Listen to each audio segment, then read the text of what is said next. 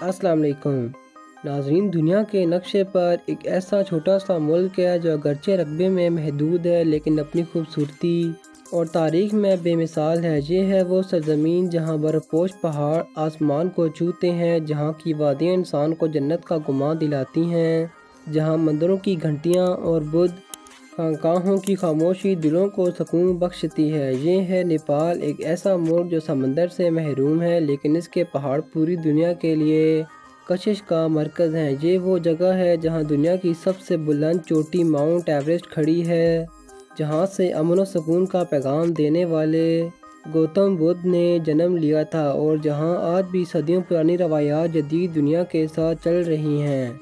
लेकिन सवाल ये है कि आखिर नेपाल को लैंड ऑफ हिमालयाज़ क्यों कहा जाता है? यहाँ के लोग किस तरह दुनिया की दो बड़ी ताकतों भारत और चीन के बीच अपनी पहचान कायम रखे हुए हैं? क्या वाकई नेपाल की मईशत सिर्फ सियाहत और बाहर से आने वाले पैसे पर चलती है? और आज के हालात में नेपाल किन मुश्किलात और कामयाबियों का सामना कर रहा है? ये सब कुछ जानने के लिए हमारे साथ रहें, क्योंकि आज की इस डॉक्यूमेंट्री में हम आपको दिखाएंगे नेपाल की खूबसूरती, इसकी तारीख और इसकी सकाफ़त और मौजूदा हकीकत। एक ऐसी हकीकत जो आपको हैरान भी करेगी और मशहूर भी। नेपाल का जोग्राफिया और महल वकूफ़।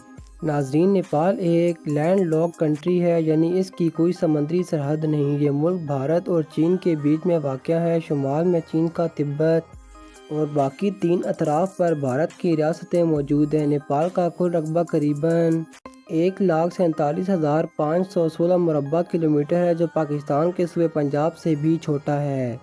लेकिन अपनी छोटी जिसामत के बावजूद इसका जोग्राफिया इतना मतनू है कि दुनिया हैरान रह जाती है। पहाड़ और कुदरती हुस्न। नेपाल को लैंड ऑफ हिमालयाज़ कहा जाता है। यहाँ दुनिया के 14 बुलंद तरीन पहाड़ों में से 8 वाक़ हैं। सबसे बुलंद पहाड़ है माउंट एवरेस्ट, जो समुद्री सतह से 8,848 मीटर ऊंचा है। यही वो चोटी है जिसे सर करने का ख्वाब हर कोई पैमा देखता है। लेकिन सिर्फ पहाड़ ही नहीं, यहाँ की झीलें, वादियाँ और जंगलात भी पूरी दुनिया के सियाहों को अपनी तरफ खींचते हैं।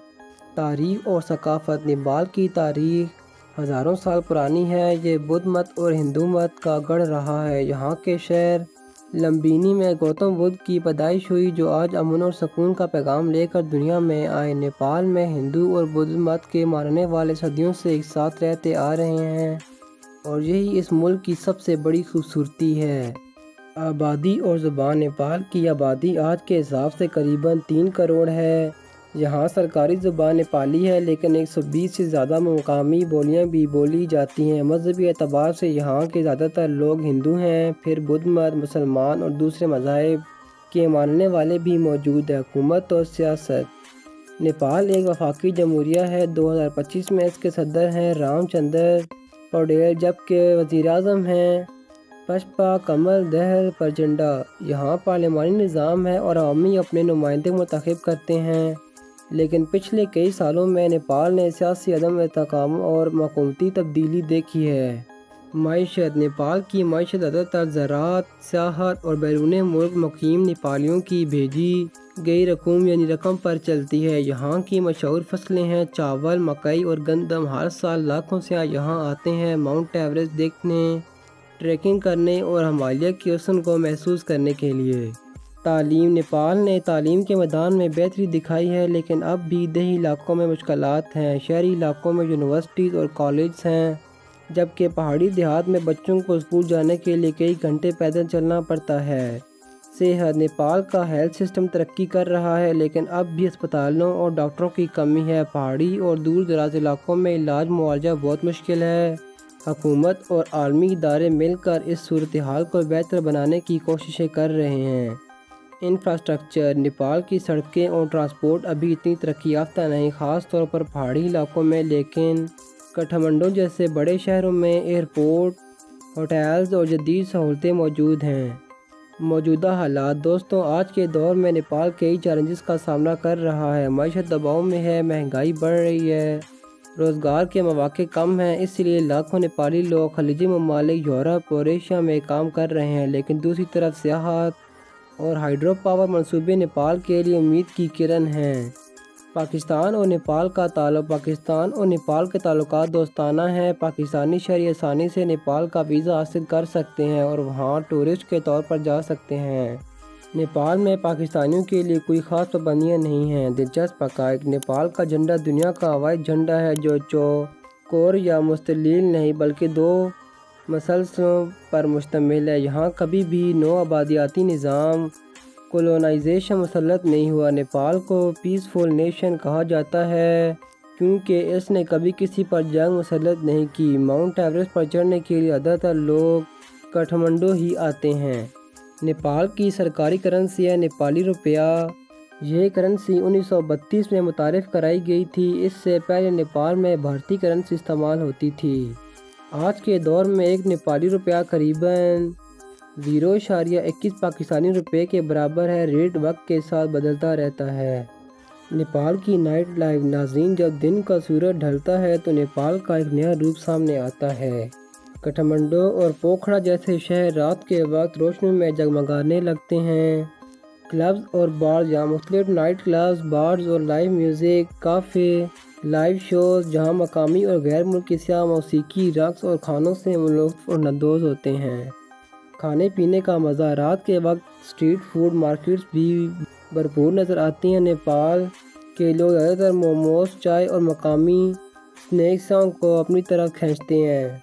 سوشل میڈیا پابندی اور احتجاج: حکومت نے کچھ سوشل میڈیا پلیٹ فارم جیسے فیس بک، یوٹیوب، ایکس وغیرہ پر پابندی لگائی تھی کیونکہ وہ حکومت کی مقررہ کردہ رجسٹریشن وغیرہ کی شرائط پوری نہیں کر رہے تھے۔ اس پابندی کے خلاف بڑے پیمانے پر احتجاج ہوا جس میں کچھ لوگ مارے گئے اور بعد میں حکومت نے سوشل میڈیا پابندی اٹھا لی۔ ناظرین، اگر آپ نے پاکستان سے نیپال کا سفر کرنا ہو تو اگر آپ جانا چاہیں تو یہ بات جان لیں کہ نیپال کے ساتھ پاکستان کی براہ راست سرحد نہیں ملتی، اس لیے وہاں پہنچنے کے لیے زیادہ تر ہوائی سفر استعمال کیا جاتا ہے۔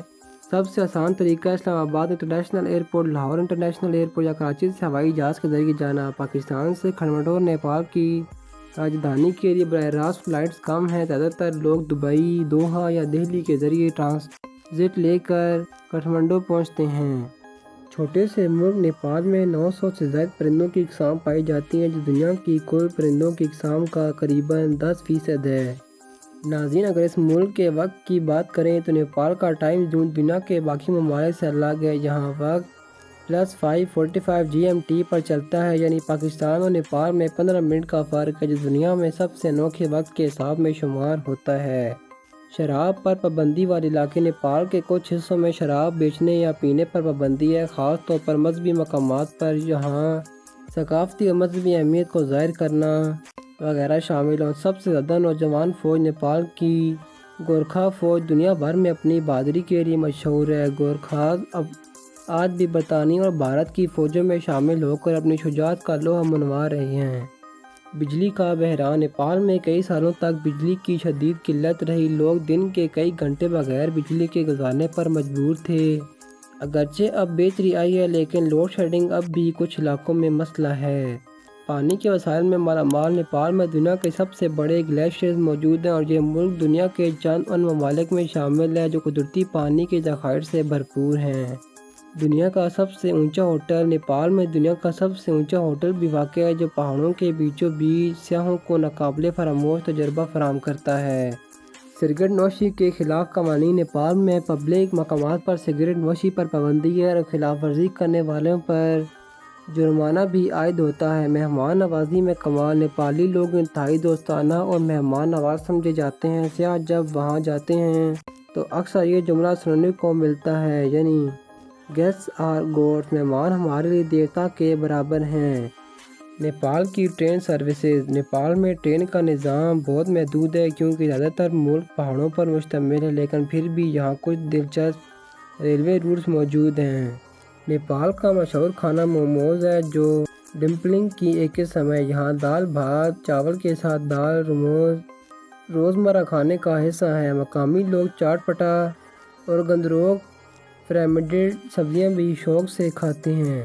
نیپال کا قومی کھیل والی بال ہے لیکن یہاں سب سے زیادہ شوق سے کرکٹ اور فٹ بال کھیلا جاتا ہے۔ نیپال کی کرکٹ ٹیم نے حالیہ برسوں میں بہت ترقی کی ہے اور ورلڈ کپ کوالیفائرز میں بھی شامل ہوئی ہے۔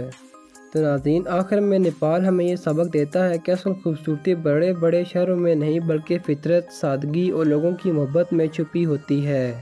اگر آپ کو یہ ویڈیو پسند آئی تو لائک ضرور کریں، اپنے دوستوں کے ساتھ شیئر کریں اور مزید ایسی ہی معلوماتی ڈاکیومنٹریز کے لیے ہمارا چینل سبسکرائب کرنا نہ بھولیں۔ ملتے ہیں اگلی ویڈیو میں، تب تک کے لیے اللہ حافظ۔